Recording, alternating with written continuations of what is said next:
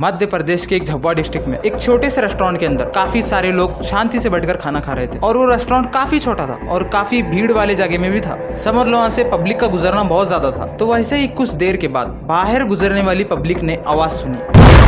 पता चला तो होटल का मेन कुकिंग सिलेंडर ब्लास्ट हो चुका है और तुरंत 2 शेफ्स की मौत हो गई है जो काफी नजदीक थे सिलेंडर के और काफी कस्टमर भी घायल हो गए। तो इसी धमाके की वजह से काफी सारे लोग जमा हो गए उसे देखने के लिए और यही इनकी गलती थी क्योंकि होटल के एकदम नजदीक बाजू लगकर एक घर था जिसके ग्राउंड फ्लोर पे माइनिंग गेलेटिन स्टिक्स रखे गए थे। वो स्टिक्स मान लो माइनिंग करते वक्त या फिर घरों को पढ़ाने के लिए एक TNT टाइप मदद करते हैं। तो पहले धमाके की वजह से जो आग बनी थी उसने उन स्टिक्स को जला दिया और जितने सारे लोग वहां पर खड़े थे उनकी सबकी तुरंत मौत हो गई और ऐसे ही बन गया मध्य प्रदेश का सबसे बड़ा कुकिंग गैस सिलेंडर ब्लास्ट। आज सुबह एक होटल में हुए धमाके में 90 लोगों की मौत हो गई है। एक व्यस्त बस अड्डे के चंद सेकंड के अंदर ही 100 मीटर के दायरे में तबाही मच गई। अनेकों लोग मृत्यु के शिकार हो गए हैं।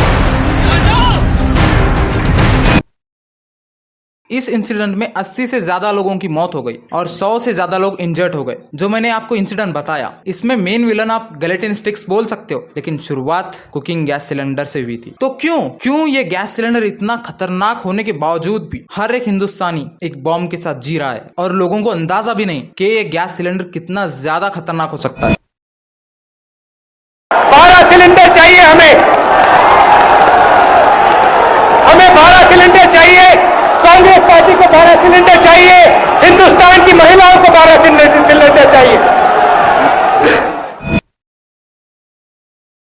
LPG लिक्विफाइड पेट्रोलियम गैस, ये वही गैस है जो गैस सिलेंडर्स में यूज की जाती है। और अगर LPG की बात करें तो उसकी एक्चुअल मार्केटिंग 1955 में एक बर्मा शेल ऑयल कंपनी की तरफ से हुई थी और कुछ दिनों के बाद LPG का पूरा इंचार्ज इंडियन ऑयल कंपनी ने ले लिया था अपने अंदर और पहली बार 22 अक्टूबर 1965 को इंडियन कंपनी ने इसको LPG एज कुकिंग डिस्ट्रीब्यूट करना शुरू कर दिया था। और अगर आज की बात करें तो 2022 तक के सर्वे कैलकुलेशन के हिसाब से LPG का यूसेज 302 मिलियन लोगों तक पहुंच चुका है इंडिया में। तो जिसकी वजह से इंडिया बन जाती है second largest country in world LPG usage में। तो चलो ये तो बात हो गई LPG की शुरुआत और उसके यूसेज के बारे में। अब बात करते हैं कि LPG को एक साइलेंट किलर या फिर बॉम्ब क्यों कहा जाता है और इसमें ऐसी कौन सी चीजें हैं जो इसे इतना खतरनाक बनाती है।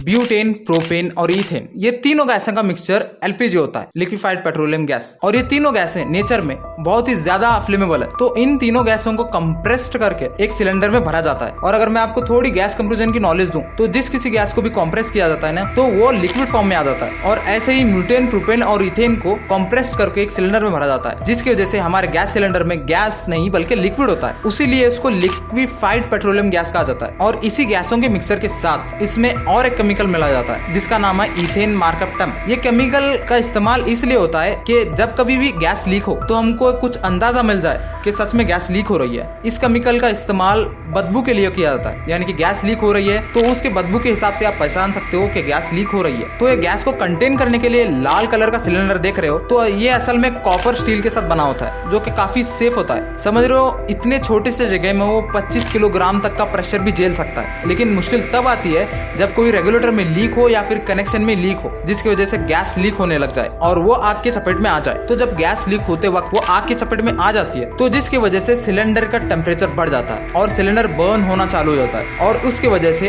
अंदर का जो गैस है वो लिक्विड में एकदम फास्टली कन्वर्ट होना चालू हो जाता है। और अगर आपने पढ़ा होगा तो गैसेस को अदर स्टेट से ज्यादा जगह मांगता है और जब वो पूरी तरह गैस में पलट जाती है तो जगह की कमी पड़ने की वजह से वो फट के बाहर जाती है जिसे हम कहते हैं सिलेंडर ब्लास्ट। इसका एनिमेशन आप प्रोफेसर ऑफ हाउ के एक शॉर्ट वीडियो में देख सकते हो। तो जब कभी भी गैस लीक हो रही है ना और अगर वो आग के चपेट में आ जाए तो समझो कि खत्म। तो यही गैस लीक ना होने के लिए एक रेगुलेटर को लगाया जाता है गैस सिलेंडर के ऊपर जो कंट्रोल करता है उसका प्रेशर कि कितनी जरूरत है उतनी ही गैस वो पास करेगा। और आग के डिस्टेंस की बात करूँ ना तो समझो गैस लीक हो रहा है और उसके 66 मीटर डिस्टेंस पे एक आग जल रही है या कोई सोर्स ऑफ इग्निशन है तो उतने दूर के बाद भी वो गैस ब्लास्ट कर सकता है। तो चलो अब बात कर लेते हैं कि कैसे ये धमाके रोके जाएं या फिर क्या प्रिकॉशंस ले हर एक इंसान जो गैस सिलेंडर यूज करता है। तो पहली बात तो खुद सिलेंडर पे ही लिखा होता है कि कौन से ईयर और कौन से क्वार्टर में रीचेकिंग के लिए जाएगा। तो आप इसमें देख सकते हो ABCD क्वार्टर के और ईयर के हिसाब से कि और अगर आप समझ लो आपके पास गैस सिलेंडर आया जिसमें आपका जो करंट रनिंग ईयर है उससे पहले के क्वार्टर और उससे पहले का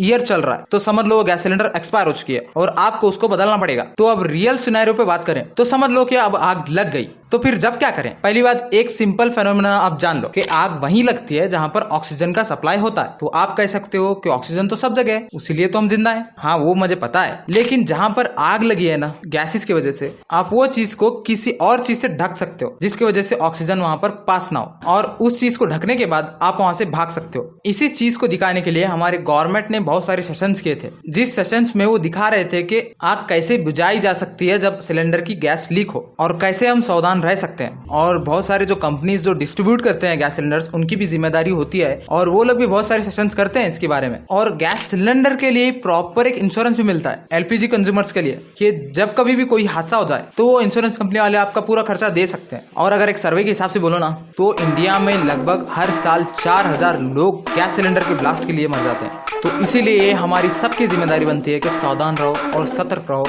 और हर इंसान तक ये मैसेज पहुंचाओ। और ये मेरी पहली वीडियो थी, तो पूरा सपोर्ट करो, सब्सक्राइब करो चैनल को, और मैं आपको ऐसे टॉपिक्स पे मिलूंगा अगली वीडियो में। बाय।